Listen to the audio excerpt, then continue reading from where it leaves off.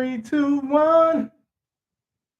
Go ahead and I'm gonna get halfway pretty for y'all tonight. Just a little bit. Just a little bit. I'm throwing this jacket. Turn off this overhead light. Then you'll get to see all behind the scenes in Canada. You know what I mean? Ah, what's up? What's up? What's up? I got a couple things going on.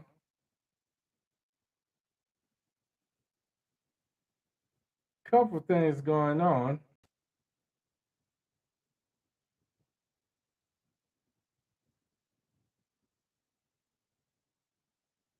So what's going on, people? Oh, my nose itching. Coming from New Orleans, they say when your nose itches, that means somebody want to see you. So who want to see me? You want to see me? You want to see me?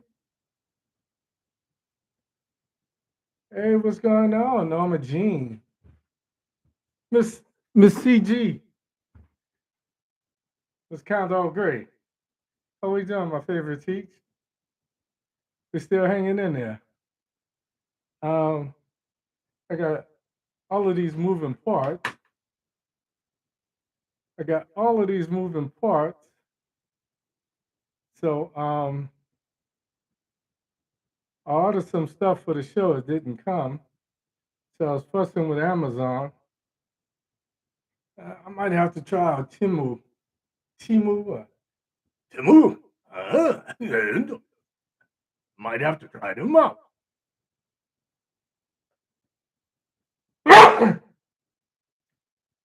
Bless me. Thank you. Thank you. Thank you.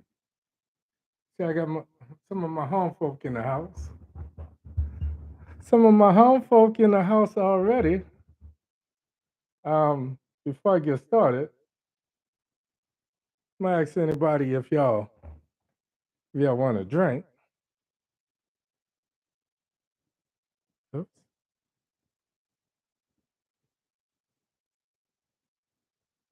Yeah. So what's happening, people? Have y'all been watching what's going on in the world? Feel like that old Chicago song. Does anybody really know what time it is? Does anybody really care? So I can't imagine why. We all got time enough to cry. As I was walking down the street one day. Back in the 70s, man, we had these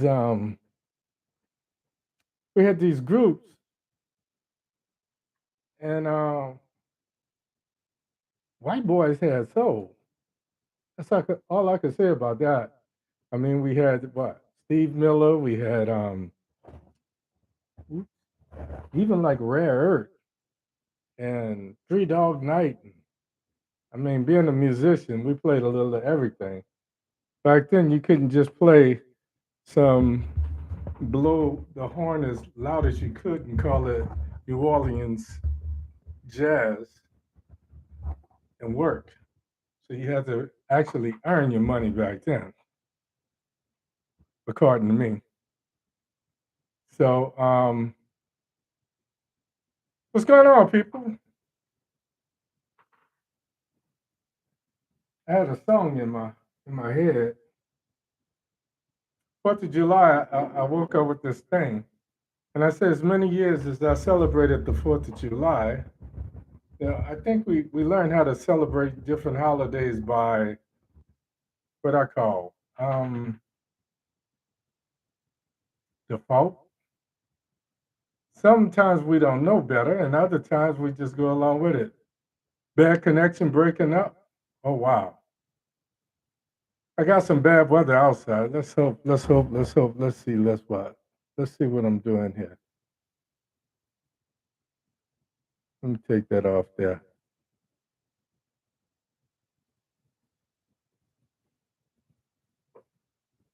Okay. Is that better? Is that better?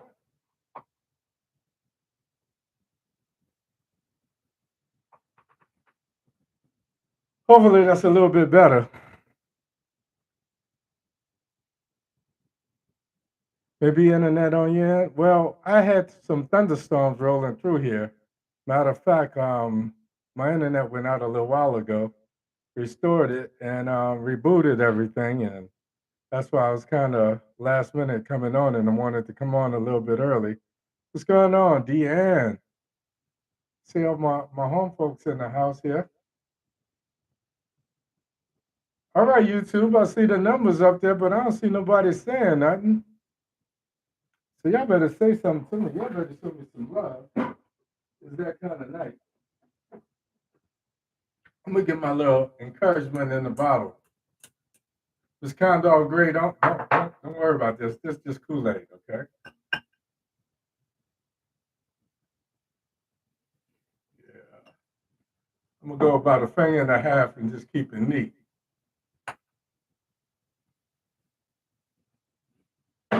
Yeah. Last week I put some ice in it, and by the time I finished talking, all I had was water. Oh my goodness. My dad was a Scotch drinker. I myself enjoy bourbon better. I think bourbon is smoother. What you guys think? I know a lot of y'all abandon brown liquor for, white liquor. Like white liquor don't get you drunk or tipsy or whatever. But for me, um, I guess I started off back in the day. Let me see. Let me bring this in just a little bit.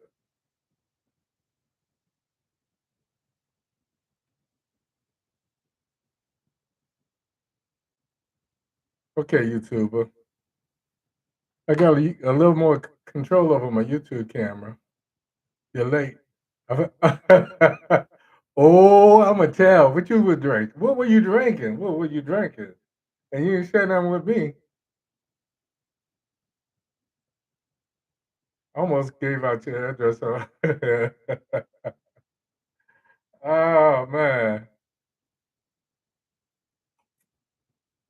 Oh, that's smooth. That's smooth. That's smooth. Hmm. Anyway, how y'all doing? What time be it? It's about 6 past the half. I had a song, but I don't know what I did with it. Every now and then I get this inspiration. So now you like Sammy Davis? You're a black Jew. That's what they used to give us in communion. So every time I drank that MD,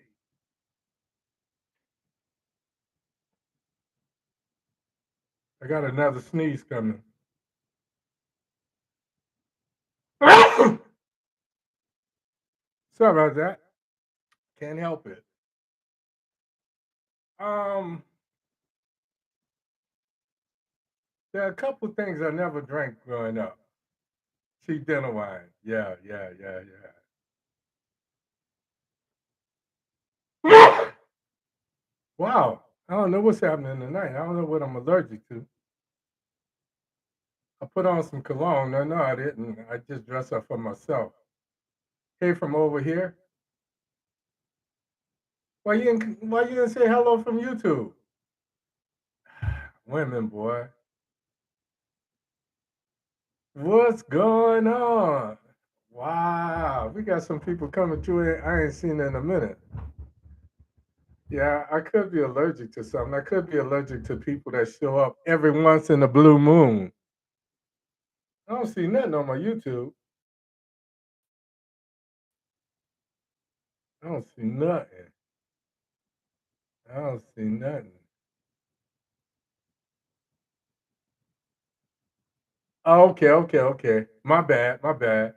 Hey, YouTubers, I'm sorry, Miss Pugh, Miss Allen, Miss Cynthia Murray, Miss Condor. You remember Janice, Michael's little sister? Yeah, that's my little sister now. I think she's a little bit older than me. I'm the young one. I was always the baby of the group. Anyway, yeah. So, people, what's happening? Bless you. Well, bless you too. Oh, that was for the sneeze? Pat, with you, I never know. I never know what bag you coming out of. You definitely in New Orleans. I have some people from New Orleans, man. We keep it real, but we keep it funny too. We be about having a good time. And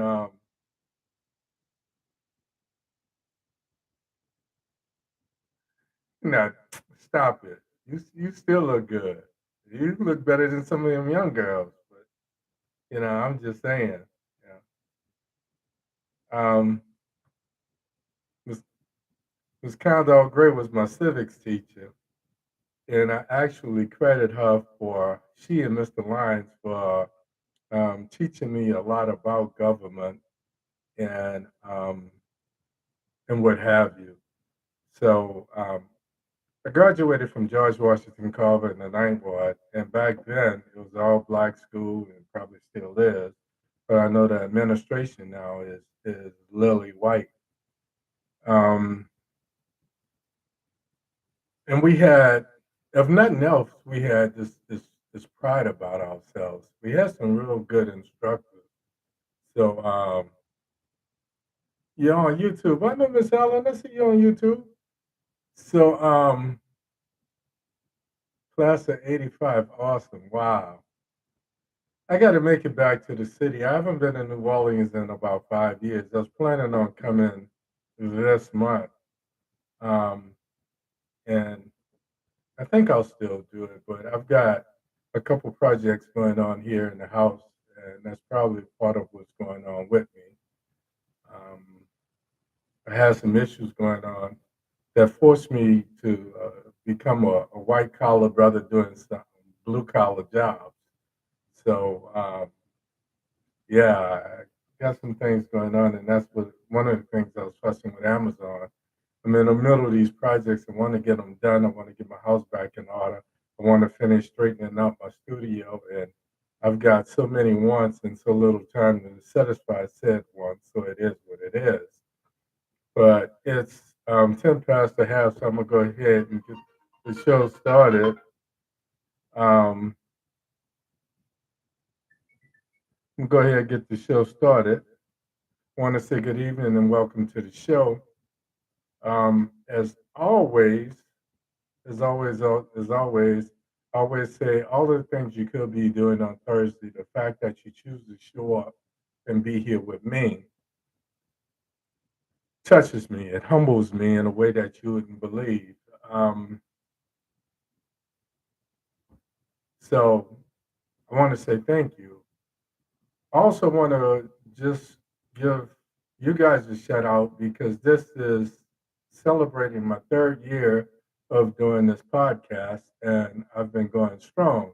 As a matter of fact, every time I get disheartened and I decide that maybe it's time to stop doing it because people are not listening, people are not taking heed of some of the things I said, um, what have you, somebody says, no, man, keep on doing what you're doing. So you guys are the reason why I'm here.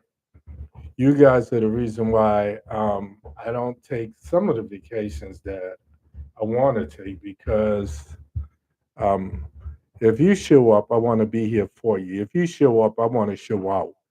So, with that being said, I want to say thank you to each and every one of you for supporting me as long as you have, whether it's been 1 week, 1 month, 1 year, or the entire 3 years if you've been popping in and out. So, with that being said, to all of you guys, take my hat off. And I started to wear a hat tonight, but seriously, it really does humble me. I had a professor. I was in 2007. I was finishing up one master's program, and I decided to go to FSU and do a master's in public policy and public administration. And me being me, I couldn't decide on a area of concentration. So I wind up doing a triple concentration. Me being an overachiever, I took a sabbatical, so I promised myself I was going to finish it in a year or less. So I did a 2-year master's program on campus at Florida State in 4 semesters. The fall semester, I took 23 hours and I was ready to kill someone.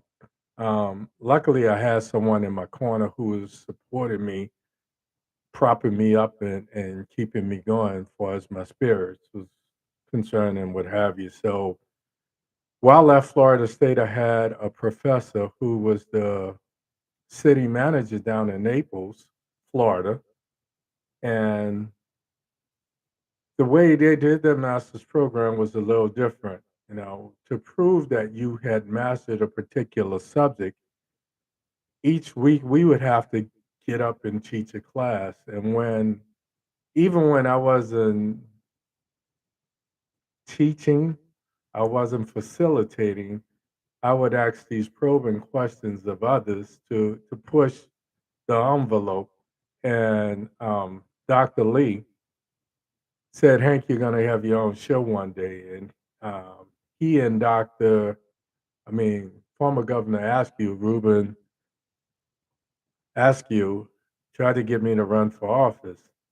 And even some of you guys have asked me if I'm so into this, why don't I run for office? And to me, it's very, very simple. It's very, very simple.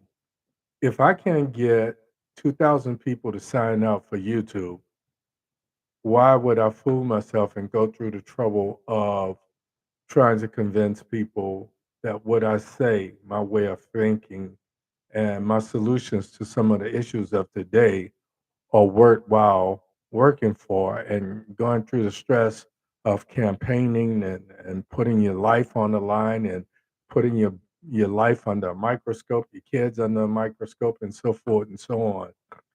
So I decided that I never wanted to do that.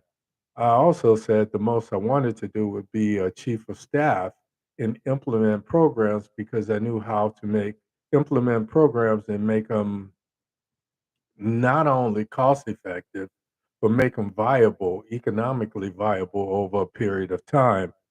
So um, there's been so many people. I talk about, and I still call her Miss Condall. And I remember when she and her future husband was just getting together, but she and Mr. Lyons and Miss Zenobia Stewart was my counselor, and this woman put me up for everything. She threw my name in a hat, and she really was instrumental in me being able to pursue so many different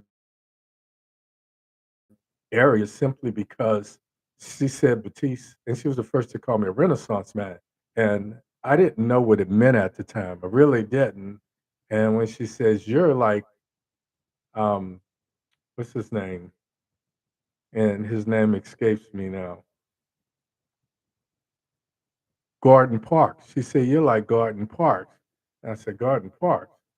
And because I didn't know the name, she says, before you make that face, look it up and see who he is. And I went on to find out that Gordon Parks was not only a fashion photographer for life, but he did these real life black and white stills of gritty life in some of the urban ghettos and middle America and what have you. And then I come to find out that he wrote the screenplay and directed Shaft. So I was really honored for someone to believe in me.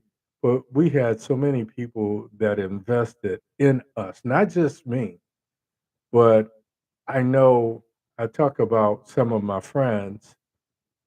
Um, I didn't really want to get into student government simply because I like being an informal leader. I never played by the rules very well. I never um, I never played well with others, because when I would see inconsistencies, when I would see things that was double standards, I would always react to that. And people, especially Miss Moore taught us geometry. And Miss Moore was like a second mom, and she would say, Baptiste, them little girls this and them little girls. won't leave you alone. And I said, "I know, Miss Moore, hi." And she just thought the world of me. But all of these things are stuck in my consciousness, be it geometric um, theories and corollaries, parallel lines cut by transverse or alternating angles are congruent, or the fact that I could recite some of these things, be it the Gettysburg Address or um, the preamble to the Constitution and so forth and so on, and have a working understanding of the Constitution, not like a constitutional scholar or I would say an attorney, but I just started to see how things were, how things were crafted, and how the founding fathers themselves had their faults, their inconsistencies, their human characteristics. And understood the fact that they were aristocrats or they were the elite, and they brought all of these paupers from all of these poor people who were indentured servants themselves over here to populate the area because so many of the aristocrats weren't used to doing things for themselves and they had servants to do this, that, or the other. So it started me on this journey. And then Dutch Moriel ran for mayor of New Orleans. And to me, it was as impactful as going back to Reconstruction in the state of Louisiana and PBS Pinchback and some of the figures in and around New Orleans, not just the formal leaders, but the informal leaders. Some of the people I met through my travels through the Sixth Ward, the Third Ward, the Ninth Ward, Gertown, and so forth and so on. So people reached out, they touched me, they invested in me. And not all of them were, quote unquote, I would, I would, not all of them were working within the confines of the law, but all of them had good hearts and all of them saw something special, not just in me, but in the kids in the community. And it's the difference in where we are now. And I guess this is why I'm so dogmatic about what's happening and what I want to see happen. I guess this is why I try to reach out and touch some of these younger kids that I see have talents because it's the only way I can pay it forward. So, with that being said, I want to say thank you for my 3 years and use it as a segue going into tonight's show. My name is Hank Batiste. This is OMITDALOGIC. Every week I take current events and I try to break them down. It just seems like the way we do things today don't make sense. That's why I call the show Mythologic. But I analyze and break them down and try to make it make sense for you and me. And with that, a lot of times I'm talking to myself, the voices in my head. On the 4th of July, I posted this quick little reel. And what you saw was me going back and forth with myself. So I was kind of talking to myself and I was talking about the conundrum that is our independence that we have never truly realized in this place we call home or America. And with that being said, I want to say tonight the voices in my head are dumbfounded and we're wondering how, but by the grace, has America survived this long? Tonight, I want to ask you to look at where we are as a country. We've got, on one hand, our two front runners for the top office in the country. One is a self absorbed, delusional would be dictator. The other is an aging political or politician slash president who just makes deals for the sake of getting things quote unquote done. Sometimes the first deal that passes you It's like negotiating the price of a car, and they offer you 10,000 off.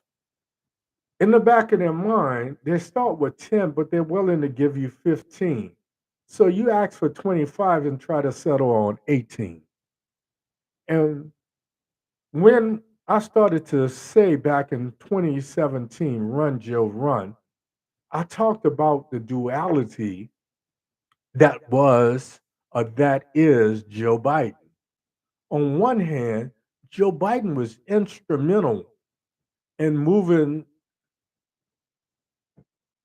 the confirmation of, and this irks me. So if I get caught up or choked up, please excuse me. But Biden was instrumental in moving the confirmation of the then infamous Clarence Thomas confirmation forward because Anita Hill tried to tell us what we were getting for a Supreme Court justice. All I know is I took issue with this person. Now, George H.W. Bush was the one who appointed him, but having the closest thing to an informal relationship with a then president because he came in and he would talk to me and he would ask my opinion. And I would always say, Mr. President, why are you asking me this? You have an entire cabinet. And he would say, but Mr. Batiste, you know, every time you say permission to speak freely, you show your authenticity. You show what you really feel, what you believe. So I went from not liking the man because of what happened in LA, and I was stationed in California in the beginning of the crack era. I was stationed in California from 1979 to 1982, and I saw LA start to transform from smoking sherm to smoking crack. I saw it starting to come. Luckily, I left before it got as critical as it was, but all of the things were in place for this volatile ticking bomb, if you will. So I didn't like George H.W. Bush to begin with. But when he came in for treatment, when he came in for health care, he started engaging me in conversation. And on one hand, I was just trying to be professional and do my job. And on the other hand, I kept saying, why is this man pandering to me? Why is he patronizing me? You're the president. And I said to him, I said, President Bush, you're the president of the United States. Why does it matter what I think? And he says, it seems as though you have a problem with me. And I'm saying to myself, like that really matters. I could be fired tomorrow. You know, you could get me escorted out here right now. And I kept asking myself why. And then I kept hearing my mom's voice as well. And my mom used to say, everyone is God's children. No one is perfect. So look beyond people's imperfections. And I was like, Mom, when my moms would talk, she would teach. And sometimes I'd be like, wow, another lesson. But the bad thing about it, sometimes even when you try to zone it out and not listen, it became a time bomb in your consciousness. And when you needed it most, it would just explode and you would hear her voice as though she were in the room with you. So I started talking to this man and we started having this conversation.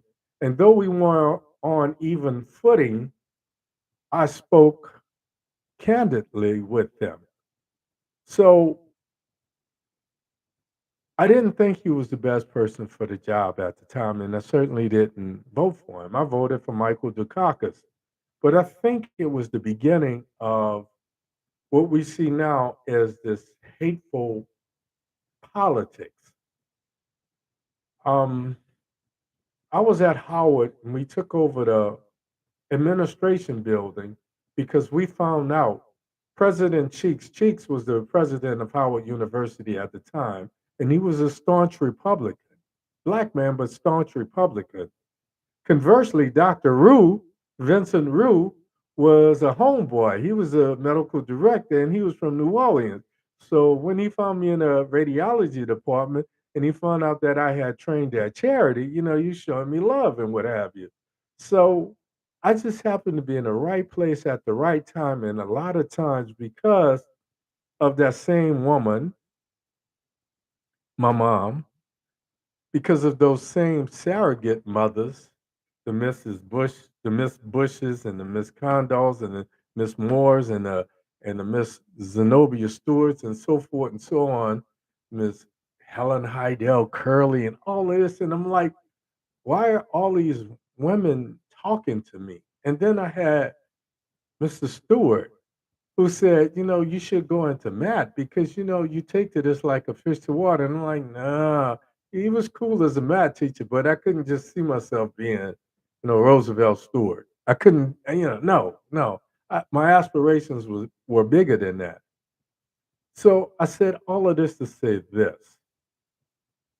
We as a people, we as a country, and more personally, we as a community, people of color, and I say people of color, not to diminish my blackness, but to include my redness and all the other things that's in my rainbow that is my DNA, because I got people that came from the Gacho plantation and so forth and so on. So when I say people of color, I'm including all of that. But when you look at me, the first thing you see is a black man. So I identify with that most. So we as a community of black people, first and foremost, we are tired. We should be tired of trying to choose the lesser of two evils. When in a lot of times what we find ourselves doing is settling for a consolation prize for a president. So I want to talk about it just a little bit. I'm gonna try to make tonight's show real quick because sometimes I feel like a Baptist preacher. I get caught up and I say this is gonna be a short, and the next thing you know, I'm going ham. I'm going hard in the paint. So this is omit the logic. I'm Hank Batiste. Let's make this shit make sense. Okay. Before I get started, I'm looking at CNN. I'm looking at MSNBC. I'm looking at Fox. And I'm comparing these talking heads, the prognosticators, whatever, whatever. And they're talking about this and that. On one hand, they're talking about the front runner in the Republican Party being Donald, the delusional, diabolical, despicable one they call Trump. On the opposite side of the fence, they're talking about President Biden and him kicking off his reelection campaign. And I'm saying, I supported you. I was one of the first to say, run, Joe, run. But at that time, I also said that I felt like because, first of all, his age, he should be a one term president. The other thing I talked about was the duality, again, of the Joe Biden. There was that Joe Biden that helped to get Clarence Thomas confirmed as a Supreme Court justice, and we see how that worked. There was that Joe Biden that kind of did Anita Hill wrong, and he apologized for that. And then there was that other Joe Biden.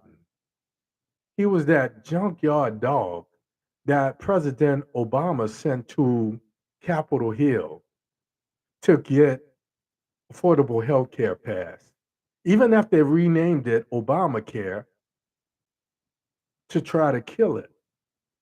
So I was hoping with 8 years being the most recent time under the tutelage of Barack Obama that we would get the latter of the two Joe Bidens.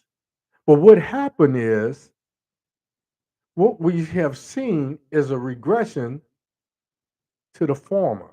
the first Joe Biden, the one who just wants to work deals like he's still a congressman, like he's still a senator, instead of taking the tough road, the road less traveled, and doing a hard job. And I'm thinking,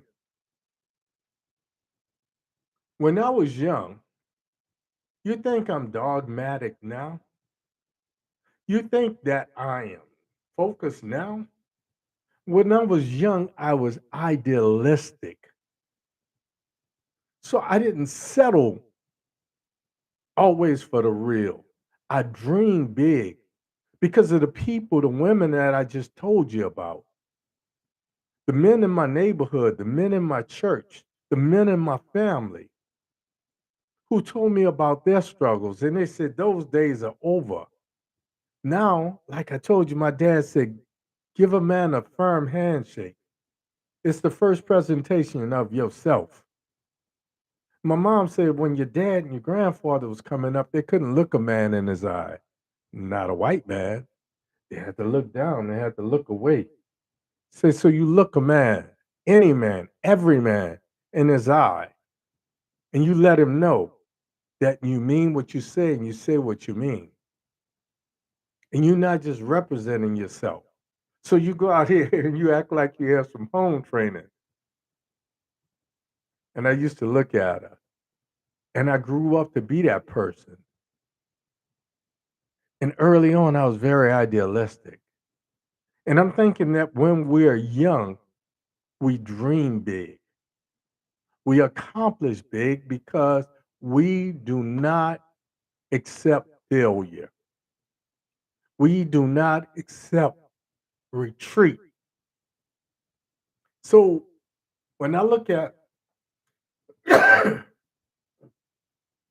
excuse me, when I look at Joe Biden, I see him getting older. It's obvious. Stevie Wonder could see the fading.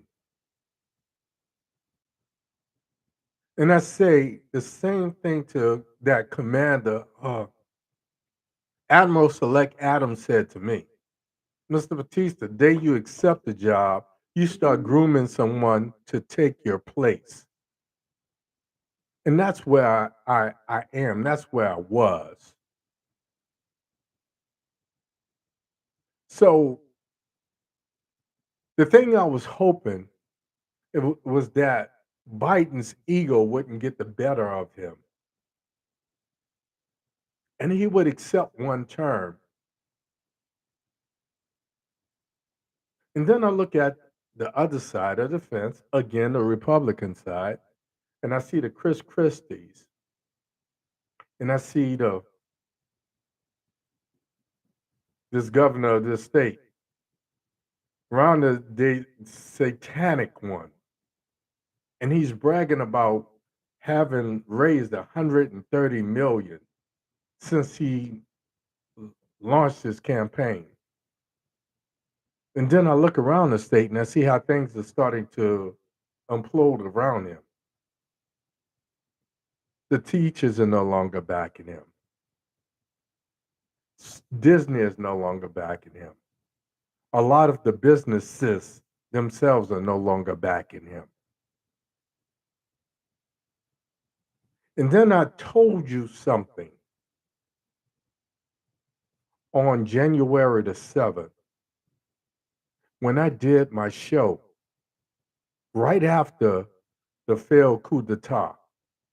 I told you that Mike Pence would use the fact that he was the linchpin of confirming Joe Biden as the next president. He would use that to his own advantage to launch his campaign for president. And no sooner than I said it, I'm looking at TV today and he's in Iowa and he's talking about the fact that President Trump was wrong. I didn't have that power. No president has that power. That's why I'm running for office.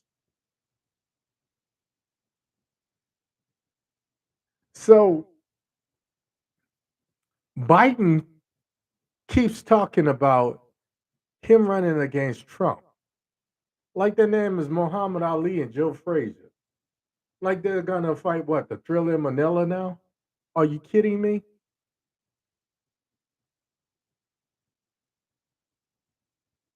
So we on the Republican side, you got Chris Christie, you got Mike Pence, you got Ron DeSantis, just to name the top three. On the Democratic side, I start looking at who do we have that could actually challenge, because I'm not the only one saying this about Biden. You're thinking it as well. And let me be women, let me just piss you off right here, right now. Kamala Harris is not the answer. First of all, because no vice president steps outside of the ticket and challenges the sitting president. That's unheard of. Second of all, she would have what I call a Hillary factor.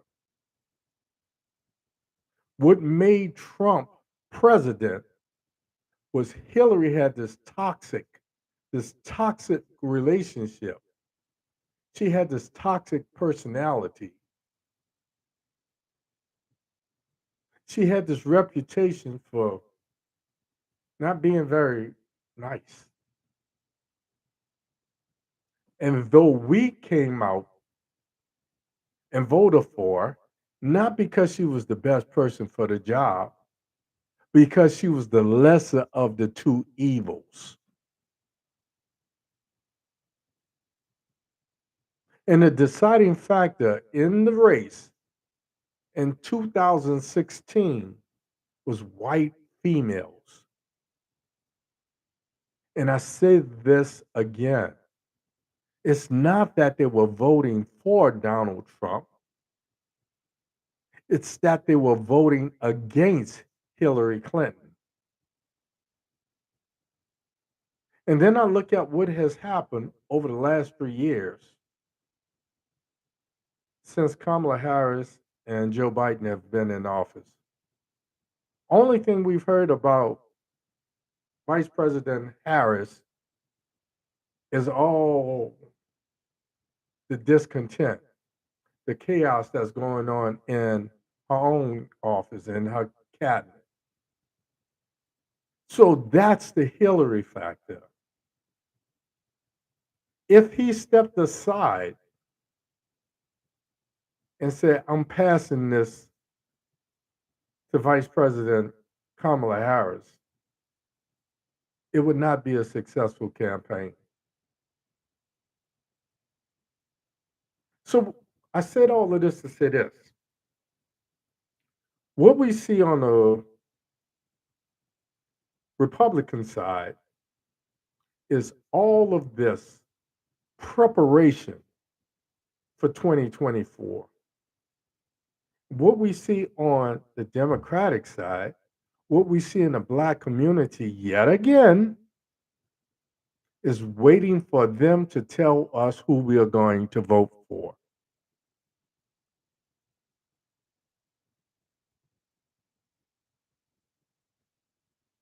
So I'm pissed. So yet again, I'm here screaming at the top of my consciousness. We have to have the right person for the job. I don't know if it's a woman, but I know right now there are only two people that's openly challenging Joe Biden. One is Robert F. Kennedy Jr., and the other is a woman.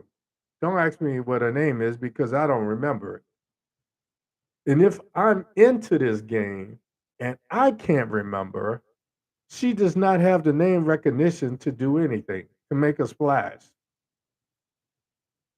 On the other hand, all three of those names, Christie, Pence, and DeSantis, have name recognition. When people walk up, whether they're going to vote for them or not, at least they know who they are.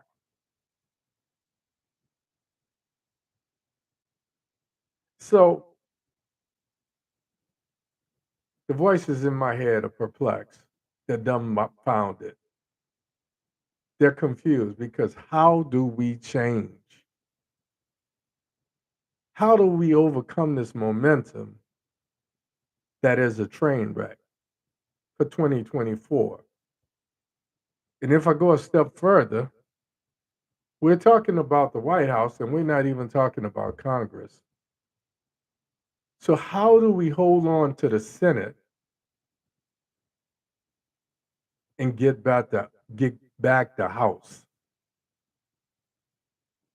when we do not have leaders that put the country first, that put the needs of the people first, that put their egos on the back burner? So, I wish I had some good news for you tonight. And I guess I do, because we're all here to talk about it. And every day on this side of the dirt is a good day. What you do with it is on you. So I'm thinking we need to start sending the message in your communities, amongst those that you call friends or brethren or sisters. It used to be once upon a time we could talk about this at church and some other places, but no. Church is only talking about tithes and prosperity.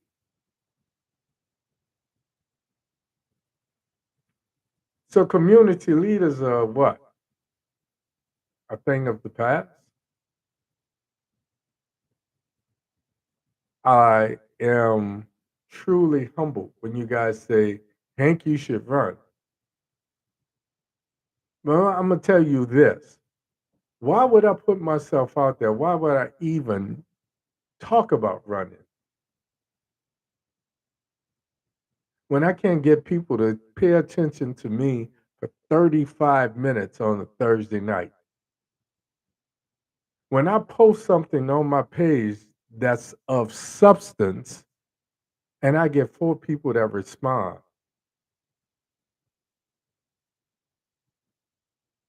why should I martyr myself?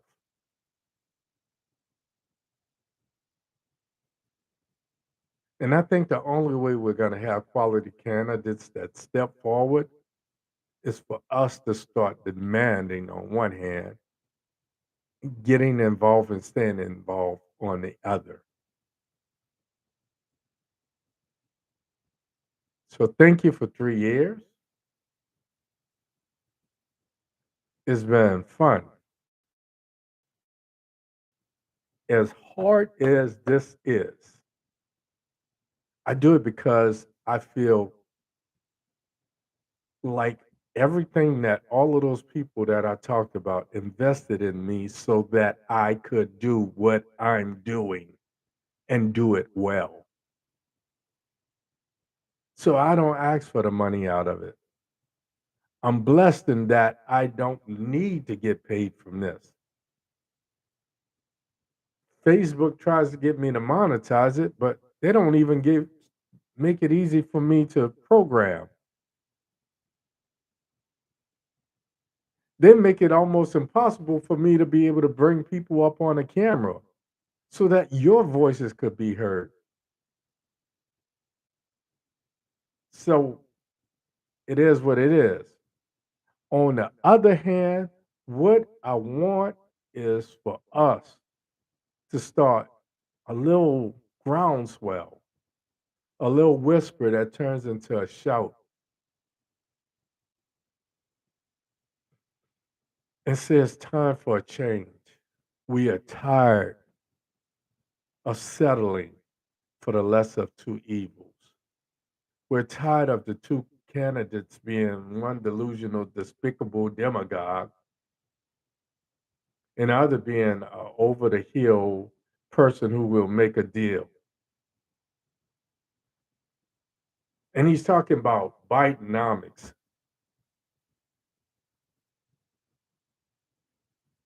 And I'm looking at Wall Street, and Wall Street is starting to, because they don't know how long the interest rates are going to be where they are.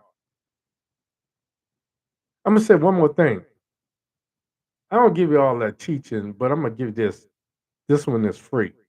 They raised the interest rates because during COVID, they gave us just a little money and they dropped the interest rates.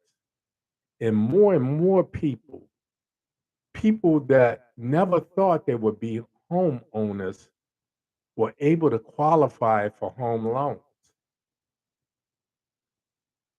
The more poor people that become homeowners, the less poor people there are to pay exorbitant rents to wealthy landlords, to slumlords, and so forth and so on.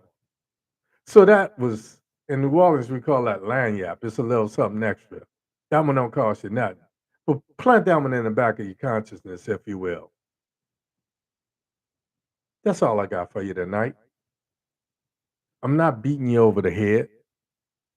I'm just trying to piss you off like I'm pissed off, so you'll start looking for answers too. In the meantime, in between time, go to my YouTube. Go to my YouTube and subscribe. Sign up. It's simple. Omit the logic. If you put omit, OMIT, DALOGIC logic, into search on YouTube, you're going to see me and only me. Hit subscribe and then share it.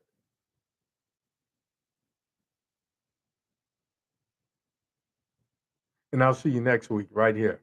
Same Baptiste time, same Baptiste place.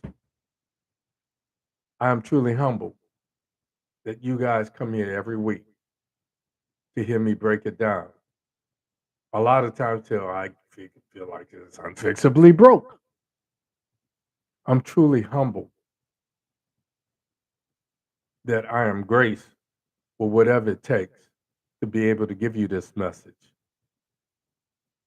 So I'm going to say this one more again. I say it every week. Don't be so afraid to die that you forget to live for a purpose. Because one thing about this game called life, nobody, but nobody leaves alive. So make it worth something.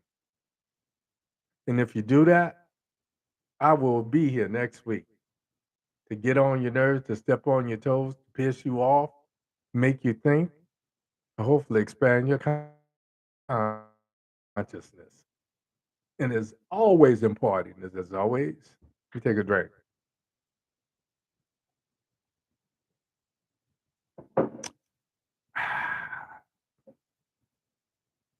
As always important, I wish you love. I wish you peace, two fingers to the sky.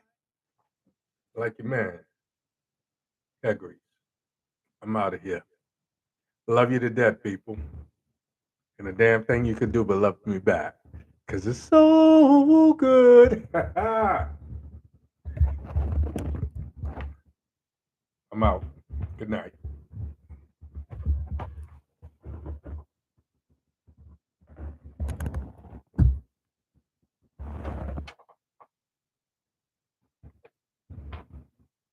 Well, thank you. Thank you. Deborah. Long time no see. Pinky. What's happening, chick? What's happening? Here's Black food because uh, he ain't did shit for us. He ain't did shit. We ain't got no voting rights. We ain't got no police reform. Now we don't have no affirmative action.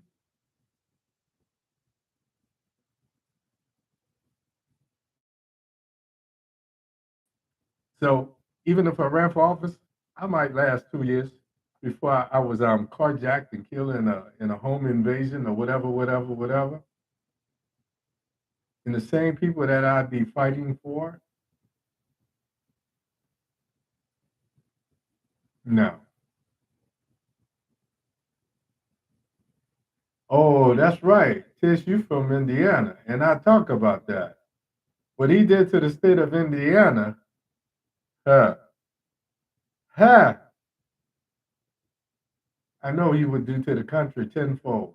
So think about it.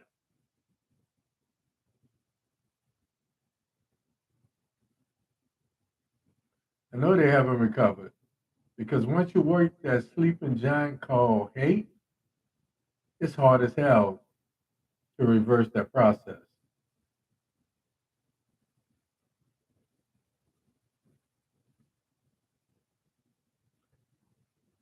No, I'm not sick, but I went. I'm gonna have to send you pictures. I did my floor. I did 2 rooms in the house. I laid some floor tile, not floor tile, but vinyl planks, luxury vinyl planks. So white collar brother became a blue collar man. Yeah, I did some work. Yeah, I've been working harder in my retirement than I ever worked when I had a job. When I had a job, I would delegate the shit out of it.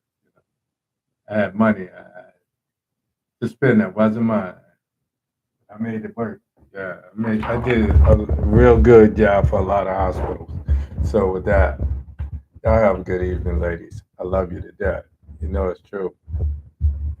You know it's true. You know it's true. Y'all keep on doing what you're doing, and I'll see you next week. Good night.